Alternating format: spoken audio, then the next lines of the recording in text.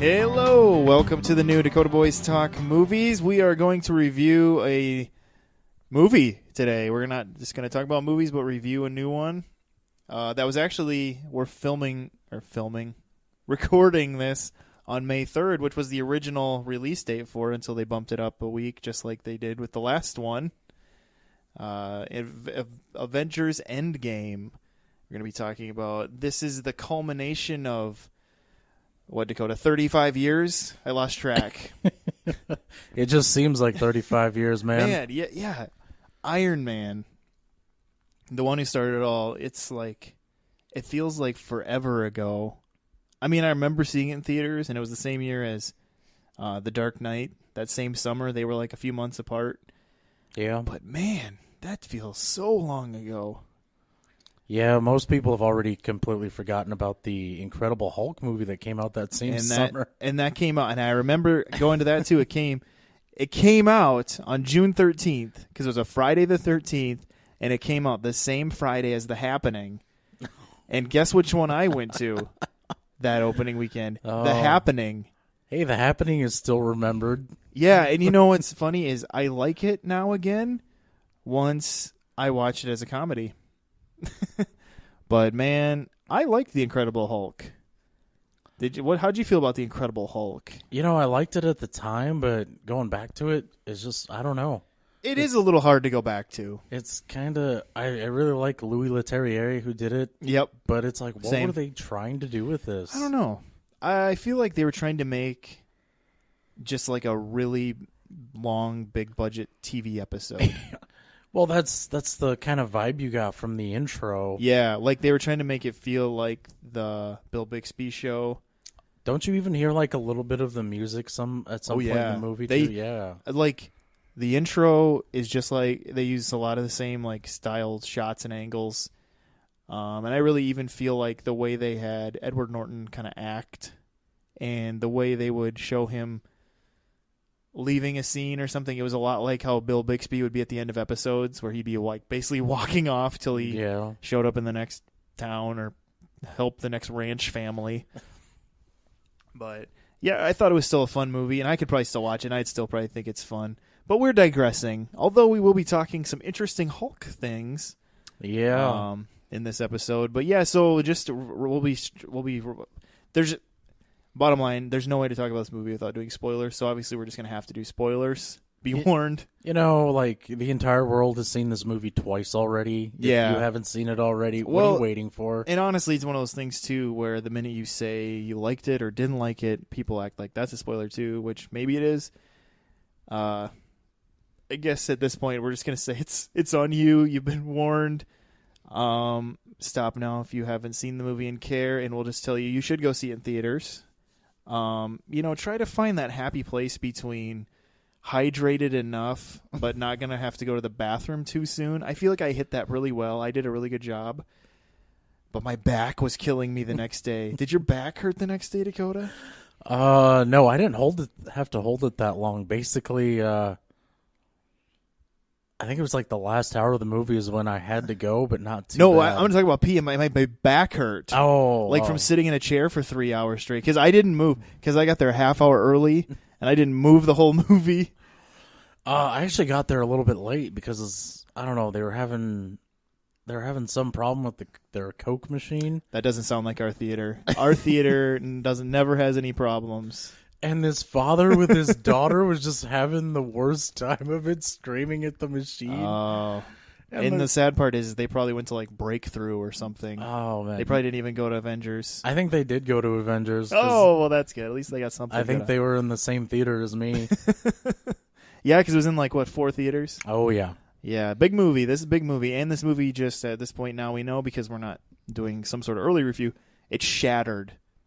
Completely just busted records. Yeah. Like, it's just proving itself to be once in a generation for a few reasons. The fact that they were able to pull off this gigantic world in this way that they did, even if you don't think they pulled off everything well, or you could sit there and find certain plot holes.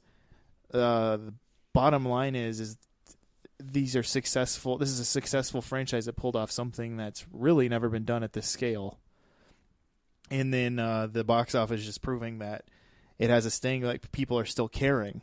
The fact that I mean, there's a little bit of this is like the last one of a certain generation type thing, but it's just these records are crazy. I mean, making over $1 billion worldwide in your opening weekend. Yeah, it's that's staggering to think about. They're saying that in a couple of weeks here it'll completely overtake Avatar.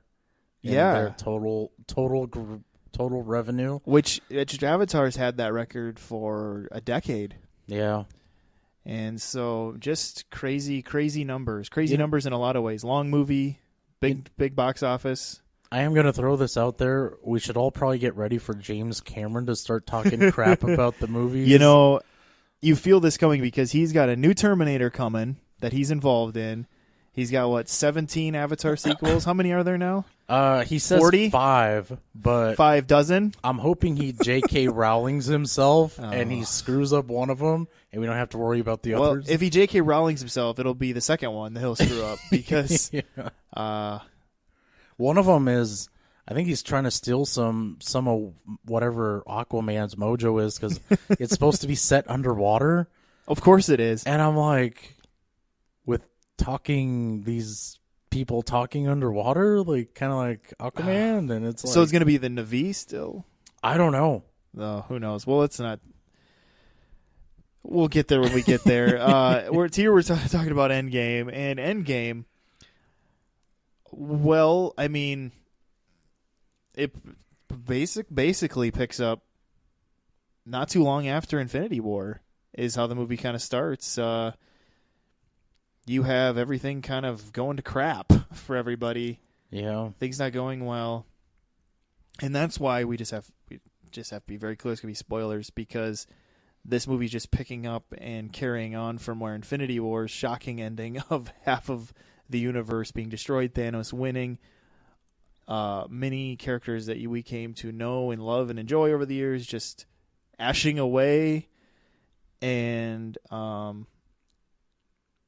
I suppose that includes Ant-Man's cast because I didn't realize they had turned to dust until I saw this movie, and they hinted that the Wasp was gone.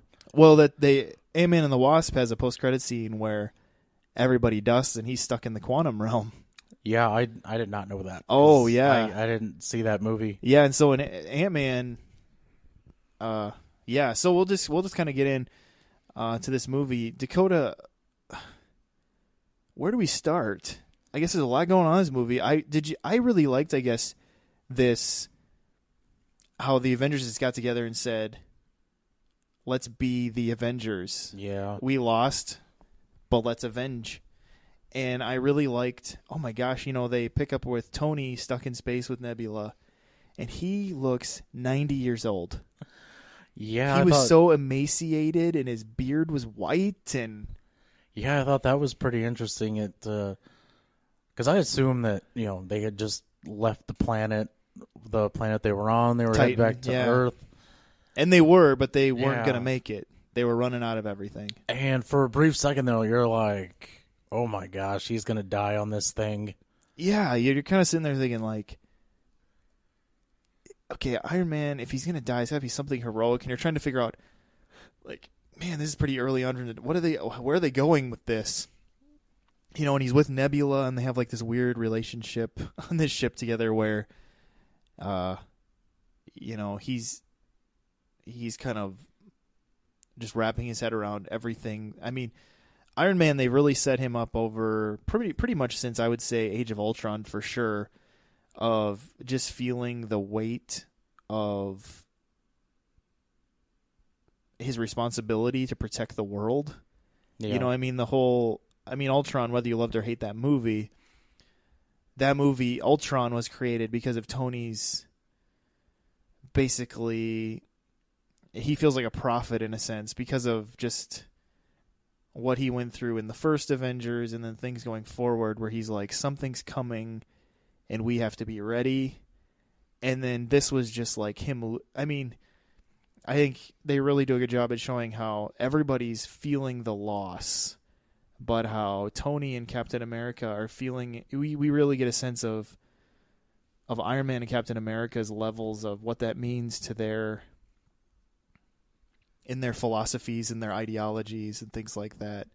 But man, I think I was about ready to cry 2 minutes into this movie because this movie actually opens with Hawkeye with his family. Yeah. That was really mean to start the movie like that.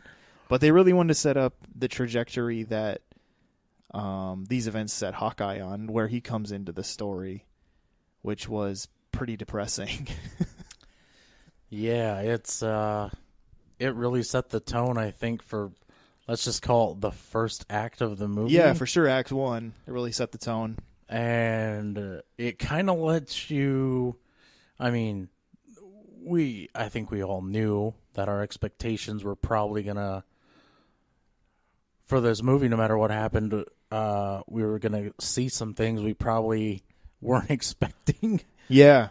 But that was not one of them. And this movie kind of just kept rolling with that. It kept rolling and rolling and rolling. A lot of, especially Act 1, a lot of unexpected things. But watching Hawkeye's family just all ash away, and him just, Renner's acting in that scene I thought was so good.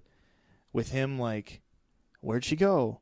And then realizing they're all gone. And you're seeing him, I feel like you saw so much in his face of him between being a calculated soldier/spy and also being a father and husband, and just seeing him kind of like move between the emotions he's having of the mission and where's my family type things that were going on. I don't know. You really, just them hiring quality actors for a lot of these roles really helps with when they need to pull off scenes like that. Yeah. And I thought that was one of them that really worked. And then we kind of pick up with him later, but yeah, just starting the movie like that and then cutting to emaciated Tony Stark from there, and Nebula just basically dying in space. It was just the world, the universe is just hellish. Yeah. And it's interesting because obviously Thanos' reasoning, his supposed reasoning behind doing this, was to help the universe thrive.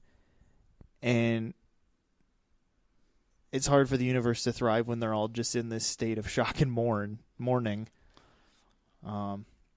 Yeah, it's really, I mean, you kind of get the sense just from seeing the little bit you do of what's left on Earth, because the movie cuts 5 years later. It looks like the world's essentially, basically society's kind of in decay. Yeah, it's in decay. They're almost like you can tell like they're doing things, like obviously memorials have been built. But there's just so many things that feel like they're just in this like standstill. Yeah. 5 years later, but Captain America, because he's Captain America, is doing is of course leading a therapy group, because that is what Captain America would do, trying to help people move on and find things in life still. And yet you can sense that he's having trouble moving on. And of course, we should back up a little bit. Tony Stark and Nebula get saved by Captain Marvel. She makes her way to Earth because she gets that call from Nick Fury, and we don't. I had to kind of put this together in my head, but apparently her post-credit scene where she shows up at Earth and goes, "Where's Nick Fury?" From there, they must have told her about Iron Man, and then she must have went and saved him from that point, and then came back. Yeah, they don't really go, because I don't know how else she would know where they were. So I think we're just supposed to follow that timeline of Captain Marvel's post-credits. And so anyway, the Avengers put together this plan where they know where Thanos is. Nebula helps him figure that out. And they're like, let's go get him. We got a spaceship. Let's fix it up. Let's go. And that was the second biggest unexpected thing in this movie, is they find Thanos and lop his head off in like the first half hour? Yeah, I was actually more blown away that it's when they do get to Thanos, you find out he destroyed the Infinity Stones. Yeah, he went to a place and destroyed them, so they couldn't be used anymore. And it nearly killed him, because he's kind of limping around like an old man. Yeah, he's limping. He looks terrible. Half his face is like whatever, charbroiled.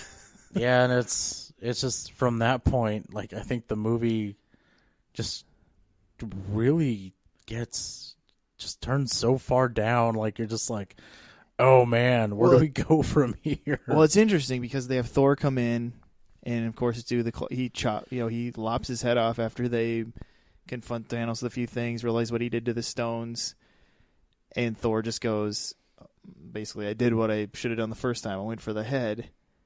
But then when they cut to 5 years later, it's like they did it, but even though they got Thanos, it was too late. Yeah. And that was the thing. And then this is kind of the point where Ant-Man enters the story because of a rat, I guess we're supposed to assume, brought him back. Yeah, I don't... Is the rat supposed to be what powered up the quantum machine?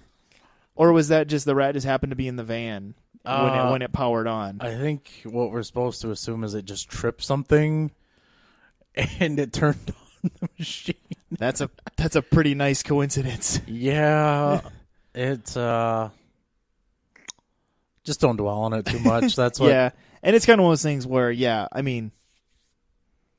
20 minutes later, I had forgot that a rat is what brought Ant-Man back in the movie, and so you just don't really dwell on those things because, again, every movie has imperfect things, but it's just a matter of if the whole movie is good enough, those things don't wreck it for you, and I would say that that's one of those things because you're kind of happy to have Ant-Man in the story. I really enjoyed Paul Rudd being a part of this in this ensemble. Yeah, the whole it's kind of that whole Deus Ex Machina, the god out of the machine thing. Yeah.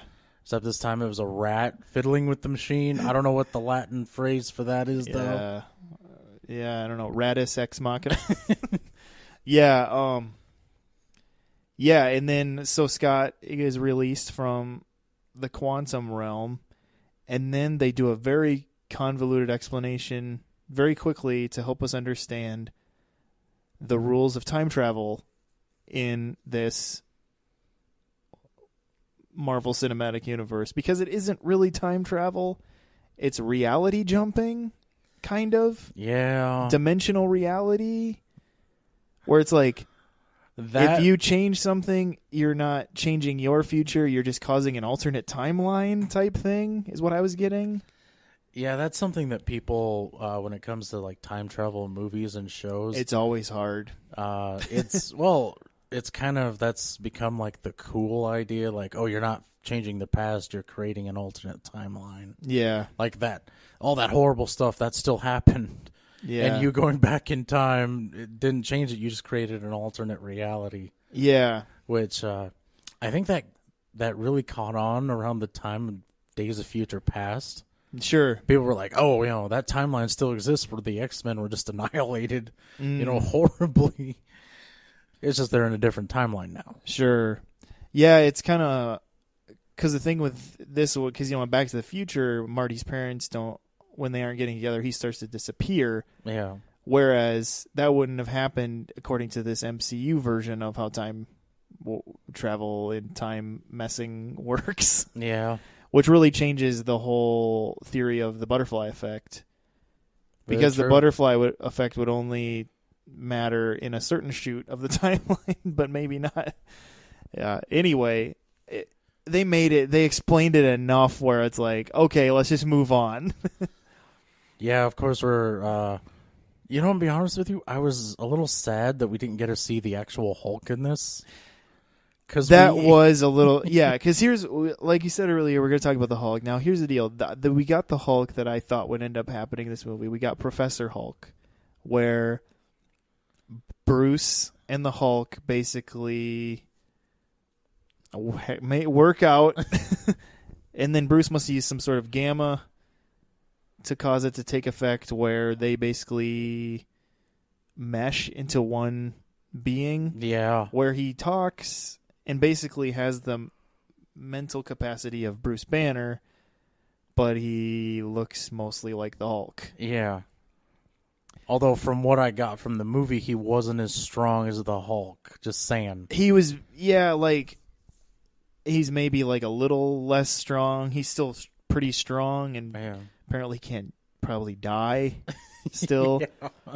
But it does make you wonder, though, if they use this Hulk again, if they will have the anger take over again at some point.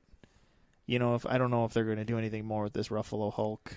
going forward. Oh, I'm sure he'll pop up in something. Yeah, so it'll be interesting to see where they go going forward. But I thought overall it was fun. It was fun to see him like that, but I was really still hoping for a Hulk rage moment. And you don't really get it. You get a joke about the Hulk rage stuff where he's like, he pretends that he's smashed. He's like, and he like pushes a car over or something. But yeah, how did you? Okay, so basically they do a Back to the Future type thing in what Ant-Man dubs a time heist, where because now that they explain the rules of time travel, in order to stop Thanos, they're going to go back to these specific points in time and collect the Infinity Stones before Thanos gets them, and basically stop Thanos, and then put these stones back in the times where they came from, so they don't change those times' realities. Yeah, this seems really convoluted, and it might be to a certain person, but if you just kind of ride with the movie, I feel like you don't get too lost in it. Yeah, Iron Man kind of sums it up when he says, we want to put back what we lost, but we want to keep what we have. Yeah, because the thing is Iron Man in this crappy world is now with Pepper, because he didn't lose Pepper, and they had a kid. He's got a 5-year-old kid. And so it's very complicated for Tony here, because Tony is looking at this and saying, but I don't want to lose this present that I have, because I have my love and I have my child, and I don't want to lose this. And it's kind of him kind of battling like this idea of like, we could go back and save what we had, but am I going to lose what I have now? And then them basically trying to work out how he could have both. Yeah. Which Tony's always good at. He's always good at still. Tony Stark likes to have his cake and eat it too. But Captain America's really holding to, we owe it to those people that if we have a way, we need to save them. And so Ant-Man, of course, because he's Ant-Man, figures up this heist where they each split up into teams and go into these specific points to collect these stones. And so it's kind of fun. We go back to the first Avengers movie. I thought that was fun. Yeah. That was a fun scene.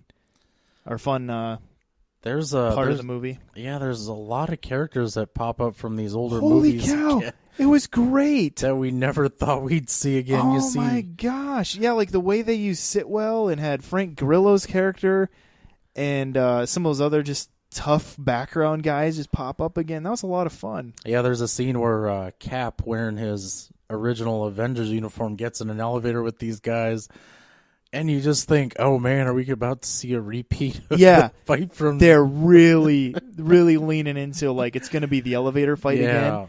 And then I thought this was great, how in a more recent Captain America, they had Captain America, you find out he's been like a sleeper Hydra agent. Yeah. And so they have this quick moment in the elevator where he just leans, like they're wondering why he has the stone, and he just leans over and goes, "Hail Hydra," and then gets up, because of course, through the events of the Winter Soldier, he would know that these guys would have been actually working for Hydra even at this point. And so I thought, and then I was like, oh my gosh, that's even better that they just had him pretend to be like that he's with Hydra too, and then they just let him get off the elevator. Yeah. Really thought that was fun how he fought himself. I really enjoyed that, and it really allowed you to see how Captain America's changed, because Captain America back then was so like the 2012 Captain America was still so pure, and how this 5 years after the Thanos snap, he's just so hardened and cussing. I mean, not cussing like a sailor, but that he's just more hardened and things like that. So I thought it was kind of interesting just to see that level, but then also just to see Captain America have to fight himself, I thought was really enjoyable. Now, another character that we brought up earlier. There's a lot to talk about, so I'm sorry if we're jumping around. But Thor. Yeah, he's gone through some changes since the beginning of the movie. So Thor sets up a new Asgard with whoever's left after the snap on Earth. And basically, I think Thor is one who's feeling a lot of the guilt of Thanos winning, because he's the one who actually did throw an axe into Thanos, but Thanos survived and still was victorious, and Thor basically just becomes a depressed, raging alcoholic. But not only that, Dakota, you had an interesting experience with this, I hear, in the theater. What happened when Thor comes on screen? Basically, some lady whistled. And that's not the reaction I would expect Now, in his condition. To those of you who are punishing yourselves and listening to this without seeing the movie, why is it weird, Dakota, that someone whistle at Thor? Now, it wouldn't be weird normally because Hemsworth is a very attractive man. He almost had my body pretty much. Like, it was less hair, I guess, and I don't have that big of a paunch. He had straight up man boobs, yeah, and a gut. I guess my nipples are smaller too, but almost the same body. It was quite shocking. It was like I found that very unexpected, and at first I didn't know how to feel about it, and then as it kind of progressed, I was like, this makes sense, because Thor acts very strong, but at the same time, he's really pretty much just as emotionally sensitive as Star-Lord. Yeah. In a lot of ways. To where a defeat like that would cause him basically just to shut down and be just a pathetic, immature mess who's living in like a hut with Korg and Meek and just drinking beer. Or Meep. Is it Meep or Meek? Meek. And just drinking beer all the time. Well, I mean, it's not just that. I mean, he did... Ragnarok basically just bled into Infinity War. Yeah. And it's like, he just lost his dad. He just lost his home. He lost everything. He just kind of killed his sister. He just lost his brother. Yeah. His home world is gone. His best friend's gone. The love of his life left him. Yeah. He's been a mess for a while, but this was just like the straw that broke the camel's back was Infinity War. And I say the love of his life. Am I talking about Jane Foster? Am I talking about Mjolnir? We don't know. Both of them. I would say he loved Mjolnir, or however you say it, more than Jane Foster. Yeah, he did. But he does have Stormbreaker. Yeah. So, yeah, that was very interesting. And I think what made me just absolutely respect this movie even more, and the choices that the director or writers made, was that he never got fit. He was fat the whole movie. I loved that. Because I'm sure he could have held up Stormbreaker and lightninged himself into being hot again. Or they could have done something stupid like that anyway if they wanted to. Yeah, I mean... But they just left him paunchy and depressed. And I thought it made it a lot more fun probably for Chris Hemsworth to play. It gave him more to do, I feel like, where Thor can so easily become a one-dimensional character. It kind of gave him more to do with the role. And well, to be fair, I'm going to throw Black Widow in this. There's some characters in these Avengers movies who these actors didn't really have to do anything. They didn't really require a bit of acting. Just go in there, play it cool, do this, do that, look hot. Yeah. He was one of them. That's how he started. Yeah, very much so. And this one actually required a lot of talent, because to be funny and kind of play with your emotions a little bit. He's very emotional. He's in a really, really rough place. That's hard, man. It's probably annoying to a lot of actors, honestly, because I feel like a lot of actors, when they did that role, they would have just gone too goofy with it, whereas I feel like he was able to ride the comedy to drama very well, and it has to annoy a lot of actors that he can be so stinking good looking and be so good at comedy and drama.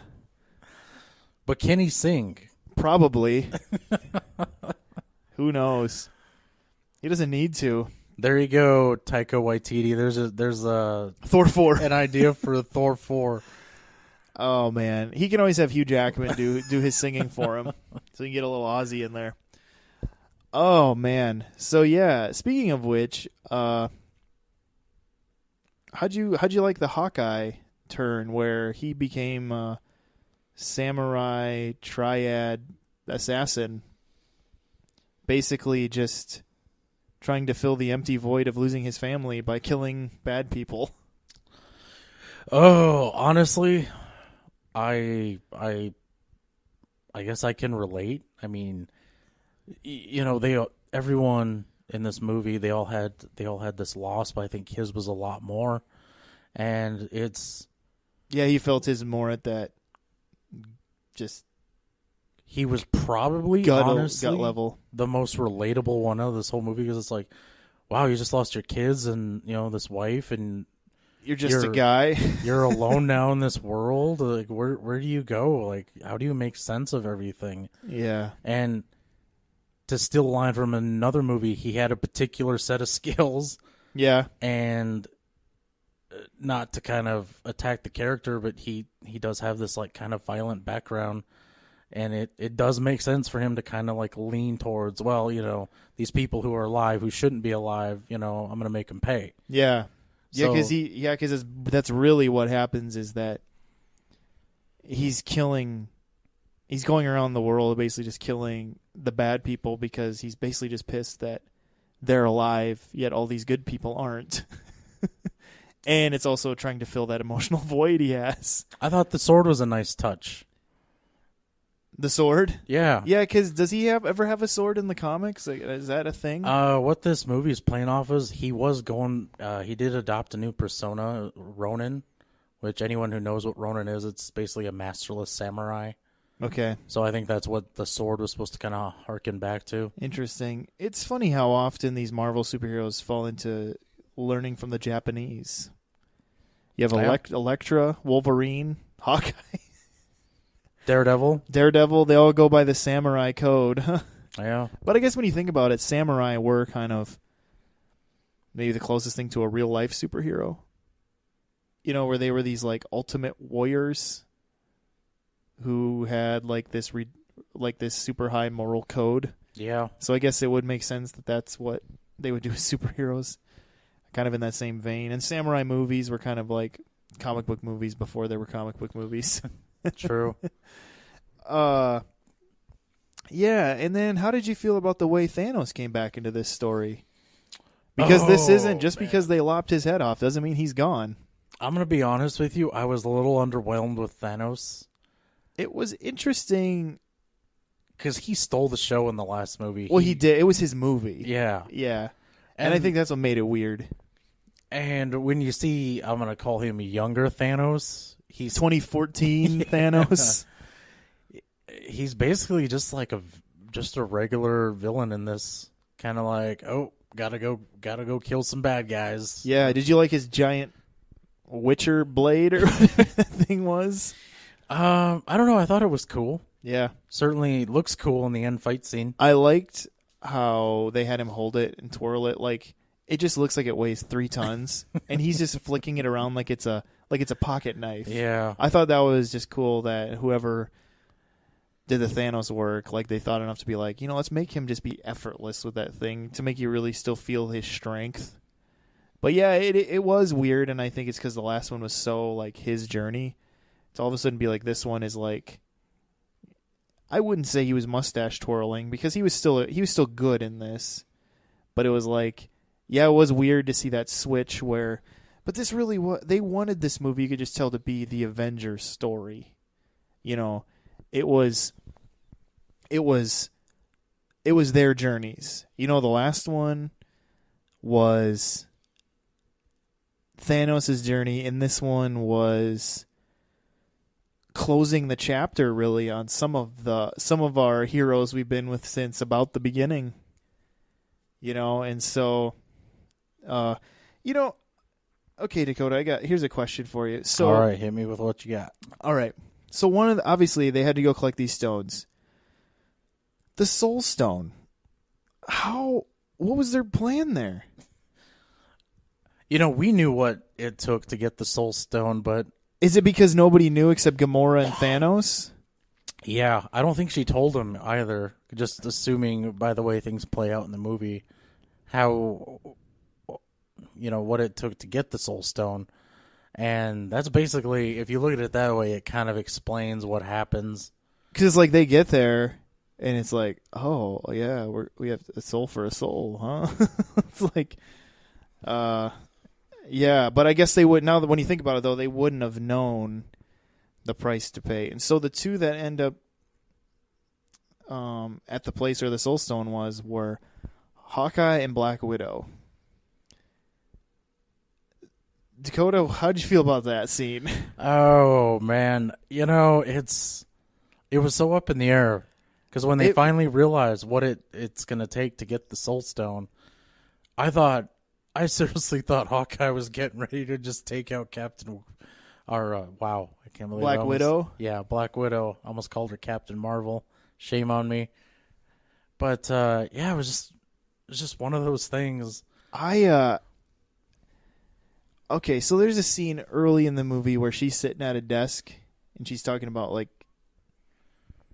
I don't know. They kind of do this scene where it's really about what she feels like her job is now and all this stuff. And the way that scene was playing out, I'm like, she's dying, and I just felt like she was dying in this movie. It just felt like the scene they put in where they're trying to just subtly warn you that this character is going to die. But I also know that Marvel's very good at faking you out because they do that to Hawkeye in Age of Ultron. Yeah. They really set up that like, oh, he's dying. And then you think he's going to die and they fake you out and he doesn't. So they still kind of faked you out in this one because they trade 4 different times who's going over that cliff. Yeah. As they're basically fighting each other to be the noble one to a point where they're dangling from the side of the cliff. And basically because Scarlet Witch. Boy, we're having trouble saying Black Widow's name because Black Widow is basically the lower one, and he's barely hanging on. She goes. She's gone. Yeah. How did that make you feel? To be honest with you, I was very... It kind of hit you hard. I don't really feel like Black Widow was that important to the movies, but the scene was just so strong. It was a good scene. Yeah, like I was the same way where I was like, I mean, I was okay with her being the one. And it kind of made sense where she would want, like, she's always talking about the red in her ledger. Yeah. And so that she would be the, like, this is my way I can pay back, all the wrong, everything I've done, And so I feel like it was, a cool ending to her story arc. But at the same time, I think I would have been equally okay if it was Hawkeye. And that's why it's an interesting scene. Yeah. Yeah. I was a little confused, though, because Thanos gets the Soul Stone because he sacrifices Gamora. And I was a little confused by Black Widow being willing to sacrifice herself. Why did Hawkeye end up with the Soul Stone? Just because he was there? Because he was the one there to... I guess he still let her go. And then don't you get it if you give up the thing you love the most? Yeah, I think... So I was still confused about how that worked. Well, they did kind of have like a previous relationship and they were friends.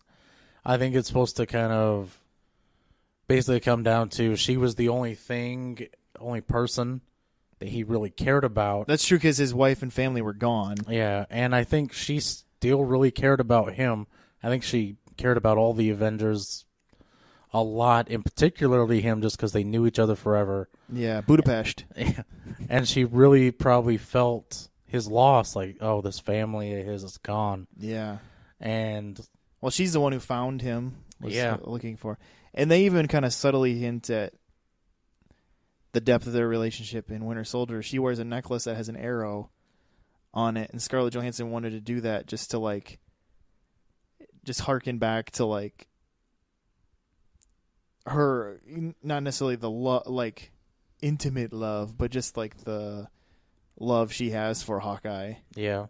And stuff. So yeah, it was an interesting, they were able to use that Soul Stone scene pretty equally well in both of the movies. I thought, with just seeing Thanos, the depth of Thanos's desperation and want for something, and the fact that he did have feelings. That's the scene where you really see like, oh, he does care about something. Yeah. And just the fact that it was Gamora, which is kind of what she was a fan favorite. Like a lot of people really like that character, and that she just gets whipped off a cliff. And what it did to Star-Lord and all those things. Oh, Star-Lord. Everybody hates Star-Lord apparently. Yeah, everyone's still mad about the last movie. Yeah. So yeah, just a lot going on in this movie. Dakota, I don't know. We let's just go over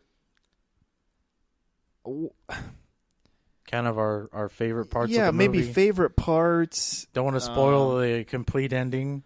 Yeah, well, if something there's a favorite part, we did warn there's spoilers, but maybe let's just go into like just the biggest highlights of this movie for you. Well, Howard Stark and Tony Stark meeting each other. That was cool. There was a great 1970s. Yeah. We already covered the Soul Stone scene. I guess I don't want to ruin anything, but the little boy from Iron Man 3 kind of shows up at the end. Yeah, that was kind of because there was like 50. It was like 50-50. People were confused on why they showed this boy, and 50% of us going, "Well, it's the Iron Man 3 kid." Yeah, he hasn't changed much. I'm surprised. Just taller. Yeah, he just looked taller. Yeah, surprised he wasn't sporting that the watch. Yeah, yeah. We're good. We might have to go into spoilers for some of my favorite. Well, one of the ones, Steve's dance with Peggy. Yeah, it was such a pure moment. It actually made me feel good. Yeah, there were a couple pure moments with Captain America. The fact that he was able to be with Peggy and finally get that dance, and when he got the hammer. That was great because they teased it in Age of Ultron that he could budget, and oh my gosh, that was so much fun seeing Captain America hold his shield and hold Mjolnir and use them together.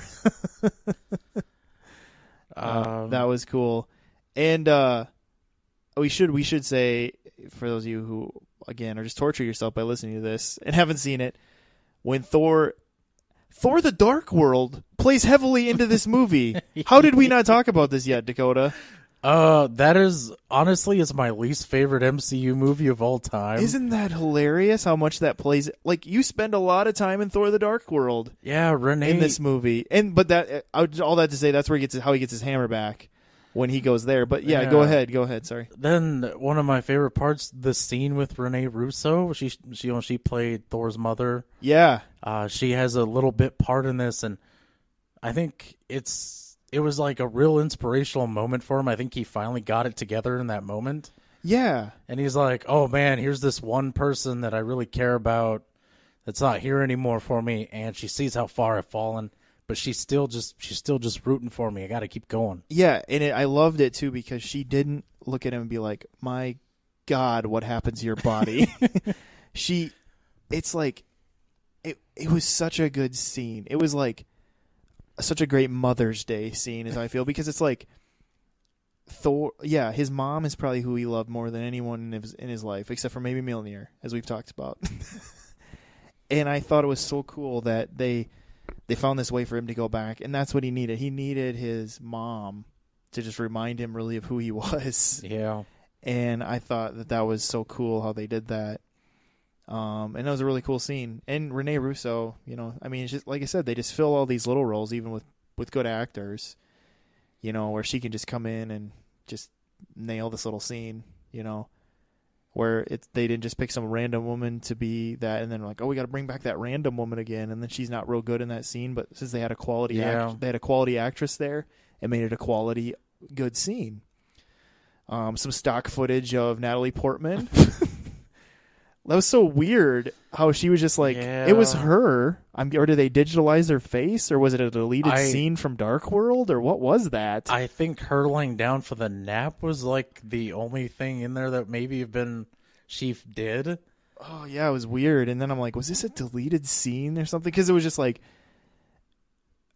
he never confronted her. She never really ever was in front of the camera. It was just like it was like basically like a B shot or something. You know, but yeah, Thor goes there with Rocket, and Rocket's like sneaking around Jane's room to get the reality stone. Yeah, to get the ether out of her. To get the ether. Yeah, he has to basically knock her down and get it out of her. Which it didn't dawn on me until way after the movie. It's like, so when they went to put the thing back, they had to. Yeah, did Steve re-inject her? He would have. Or did he just like, he just comes to her, he's like Morpheus. He's like, swallow this red pill. Yeah. I know, because it's like, they could make a whole other movie of Steve just taking the stones back. Yeah. And then him doing whatever he... There you go. There's the next Captain America, I guess. Captain America, The Journey Home. There you go. Oh, nailed it.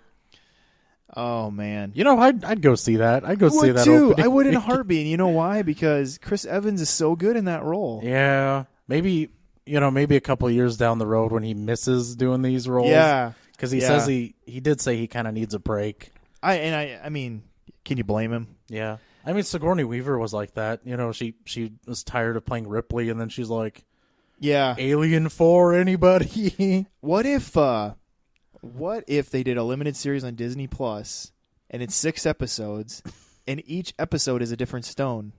That would be great. There you go. You know what? They did there was kind of one thing that bothered me when they traveled back in time. What's that? And I didn't think about it till just now. But they did actually shoot a new scene with Tom Hiddleston with his Loki because he escapes. Yeah. When they're trying to get the stone. Well, was that a setup for the Loki TV show? I don't know, but because he escaped. He escaped because the reason they had to go to the 70s is because Loki escaped with the stone. Yeah. And so it just makes me wonder if somehow that's going to be used for his TV show. He could be the villain of the Captain America movie because Captain America has to hunt him down, or the series. Because now that created a new reality timeline, or new timeline, right? Whatever Loki's doing. So, well, and then he has the cosmic stone. So really, I guess he could do a lot of, that must be the TV show thing. Yeah. Where he's going to do a bunch of damage with that thing. Because everybody was trying to figure out, like, well, he's dead. How are they going to do this TV show? Is it going to be a prequel? Is it going to be a sequel? Well, now we know. Maybe it's going to be a prequel sequel. There you go. Where it's a sequel, but it's a past Loki. That's about how the MCU is now. Yeah, who knows? Oh, man. Gear up, people. The MCU is even more of a mess of a timeline than you thought because there's millions of pocket timelines going on. Oh, I feel like... I really feel like you could tell in this movie that they really focused on the main 6 Avengers, like the original, I should say, where it was a lot more of their story. There wasn't so much Doctor Strange, there wasn't so much Guardians of the Galaxy. You know, it was Thor, Captain America, Iron Man, Black Widow, Hawkeye, and Hulk. You know, you really saw their journeys the most, and that was cool because this really was in a lot of ways, this was their wrap-up journey. And I think that's why, you know, Thanos did take the back seat, as you were talking about, where it was like, no, this is their stories finishing out. Yeah. We're just going to have to spoil the ending because I just need to talk about when they get all the stones and they snap the glove, 2 times? Hulk snaps it. Yeah. And his snap is supposed to have done... basically bring back everyone that Thanos... kind of annihilated, but also make sure that Tony still has Morgan, right? Yeah, they didn't want to, and it's so just up in the air, like they just think of what they want and snap their fingers. Yeah, it's like, do you have to be in the right mental state, you know, or something? How does Hulk know who was wiped out? Like, I'm sure there's these alien worlds. Yeah, because that's the thing is, it's not just Earth; it's the universe. Yeah. And so, because that's the whole thing with Thanos is he was going planet to planet, but ultimately he knew if he got all the stones, he could do it on a big scale. Yeah, one thing that I thought was kind of it was kind of a jip. Okay, so they snap the fingers. Hawkeye gets a phone call from, I'm not going to say who, but he gets a phone call from somebody. And then Ant-Man kind of hears these birds. He goes up to this window and he's like, guys, I think it worked. And then Thanos attacks and just completely levels this. Just levels the building, yeah. And I'm not going to lie, I thought, because he was like right there when the blast hit. Yeah, I thought 100% Ant-Man was dead. And I was like, how dare you, movie, make me feel these emotions. He was little, and so I don't know if we're supposed to assume he littled himself so quickly that he didn't get just obliteratedly smashed, because he should have been just a puddle of blood. Yeah. I mean, if you think about it, he's probably like the backbone of this whole movie. Yeah. Yeah. I would give him that. I've said it before, I'll say it again. I like Paul Rudd as Ant-Man. I like that. I think that could be just a nothing character, and I feel like he makes it something. Yeah. Yeah, and then there's this whole fight that ensues. So Hulk bringing back everybody. Doctor Strange uses his Sparky circles to basically bring them all back, and then there's just this epic fight where basically everyone who's back is back. They're just going for it in this huge epic battle against Thanos' army. Yeah, it's those soldiers from Wakanda, the other wizards that all the wizards, just everybody. Yeah, basically everyone who died on Titan is back. Yep. Yeah. You know, I thought it would have been great if this movie somehow like included at least maybe Daredevil or Punisher or some, not like had them in there, but like made a reference to them. Yeah. Because it would have been. There was one TV show reference. Did you catch it? It was in the 1970s. No. Howard Stark's driver was Jarvis from Agent Carter. Yeah. Agent Carter. That's the one that made the movie. I thought that was hilarious because that's a show I actually liked. Yeah, I just saw like 2 episodes of it myself. Yeah, it was good. It was a good show. So I thought it was cool that that's the one that got to be acknowledged in the movie, since I like it better than Agents of S.H.I.E.L.D. and stuff. But, yeah, because you don't even see Coulson in this movie. Of course, he's dead. He's actually dead. He got stabbed. He's one of those that doesn't get to come back. Oh, man. I guess. Well, other than he did kind of in Agents of S.H.I.E.L.D. Or did he? I don't know where that show is at. Did you find out he's a Skrull or something? I think that is supposed to be him. It's just there was a thing, he was augmented with like alien DNA or something. Oh.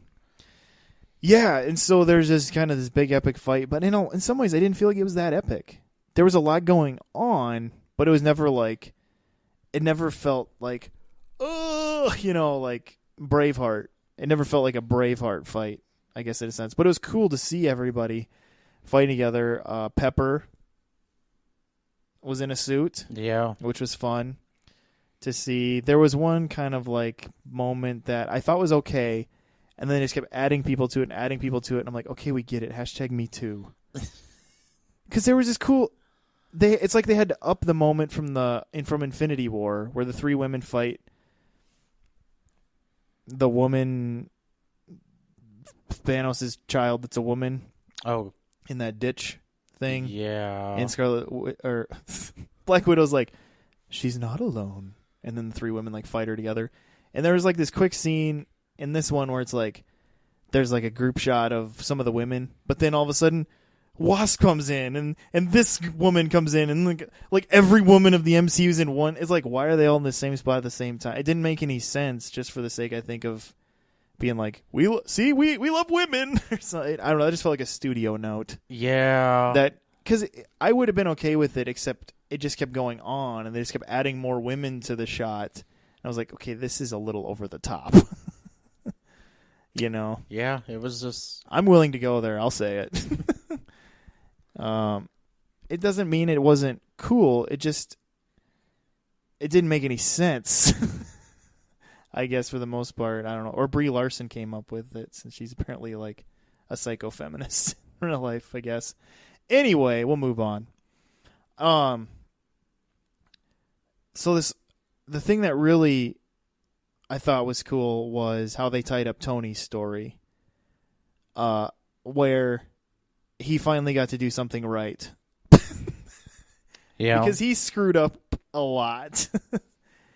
And basically, here's the thing: Hulk did the snap, and because he's still maybe not as strong, he didn't die because he was able to take the brunt, take this power of the snap and the stones through his body. Well, Tony ends up with the gauntlet through the course of this fight. And I thought it was really cool, like how they had him say, like it got to this point where doesn't Thanos say, like, who are you to, or something? And then he says, I am Iron Man.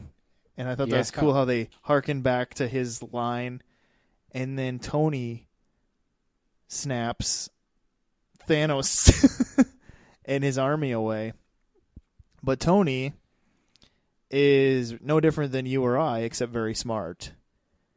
And wow, yeah, that was kind of my prediction, is that Iron Man would be the one who would bite it in this movie. But I didn't expect it to be like that, and I found that really a gratifying ending for Tony. Yeah. And I thought it was really cool how, as he's laying there and just barely holding on, how Pepper just kind of goes, "It's okay, Tony, we're safe now." It was like his holding on was just like, it was like she was letting him die with the peace that he did what he promised he would do, Yeah. I just thought that was kind of a cool cap on his 11-year arc of Tony Stark. The 11-year arc of Tony Stark by Dr. Seuss. Yeah, so I mean, there is just a lot going on in this movie. I don't know. I just thought the one thing I thought maybe this movie didn't quite have, but I'm sure it was just because it's probably hard to film two movies at once like they did with Infinity War and this, is that this movie didn't really have I feel like the MCU's been getting a lot better at a movie having a specific like look to it or feel to it, and I feel like this movie didn't really have that too much, but you didn't really have time to worry about that because they were going to so many different places. It'd have been hard to do that. Yeah. So I thought they did a good job though at like 2012, when they went to 2012, it felt like the 2012 Avengers movie. And when you go to the 70s, it felt like the 70s. And so I thought they still did a good job at doing that. But yeah, Michael Douglas even shows up a few little times in this movie. Yeah, there's just a lot going on in this movie. Do you feel like it warranted the 3 hours and 1 minute that it was, Dakota? That's right, it passed 3 hours. 3 hours and 1 minute. I would say so. Okay. On a scale of Uh-oh. Here we go. On a scale of 1 to 5 Mjolnirs, since not only does he get it back, but Captain America wields it, and it's the greatest thing ever. How many would you give it, Dakota? I would probably give this movie 4. 4? Just straight up 4. Yeah. Flat 4. Yeah. It's hard because I've seen it once. Yeah. I'm guessing you have too. Yes. Yeah. I mean, I know you've seen it once, but I mean more than once, I should say. So it's hard because I'm assuming that when I go again, I'm going to enjoy it just as much, but you never know. I'm sure you will. Sure I will. I might even like it better because I was listening to a few people talk about how they enjoyed it more the second time because they weren't so worried about what their theories were or what could happen. They could just enjoy the movie. Yeah, and they ended up liking it better. I think if there's one thing kind of killing people's expectations is they kind of buy into these theories. Yeah, I think that's kind of what happened with Last Jedi a lot. Was there were so many people so obsessing over all the mystery boxes that J.J. Abrams set up. Yeah, that you had 2 years or 2 years to come up with your theories. I guess on what would happen in that. Yeah, so I guess right now, my point being is, man, I would have to give it pretty stinking close to a 5 out of 5. So a 4.5 or Yeah, 4.7, 4.3. 4.8. Just because I don't think I could have dreamed up a better ending to this whole chunk of years and 20-some movies. Like, I thought, like, the fact that they pulled it off at all so well is a massive achievement. Yeah. And so I just have to give that to them on top of just the fact that it is a good movie. It's hard to say a good movie on its own, but it is a good movie on its own in the one sense that it is an actual good movie. And I really think that it doesn't hurt Infinity War or make you, I could get if you were someone who likes Infinity War better still. Whatever. I don't know. Maybe I will too. It's hard to know at this point. But yeah, I just job well done on Marvel's part, and I really think that Kevin Feige made a smart decision in just putting so much faith in some of these bigger movies over the past 4 years now into the Russo's hands. They just seem like they know what they're doing, and I think we need to make sure we give credit to Marcus and McFeely, the two writers who have been writing these movies since Captain America: The First Avenger. They've written a lot of maybe not some of the offshoot movies like Guardians of the Galaxies and things like that, obviously, but a lot of the Captain America, Avengers stuff has been them. Yeah, and they've done a great job at pulling a lot of things together just as a creative team. And so, yeah, just a fun, great movie. And I feel like, what do you think of big screen wise? Do you think it needs to be seen on a big screen? Oh yeah, definitely, especially the end fight. Yeah, I would say that. I mean, obviously, any movie like this is an event movie and is worth seeing on a big screen. And this would be one of them. Just a fantastic movie. It's not maybe like, this is the funnest ride movie you'll see all year. But in one way it is, because if you really care about these movies, this is going to be a great movie. It just isn't going to be the funnest movie, because there's a lot of depressing, emotional things in this movie. But yeah, definitely had a good time watching it, and don't regret those 3 hours. So, anything else about the movie, Dakota? There's one thing, but I'm saving it for Spider-Man Homecoming. Oh, for Far From Home? Yeah. Okay. I mean, oh my gosh, just call it Homecoming. They should call it Far From Homecoming. Yeah. That's what they should have called it.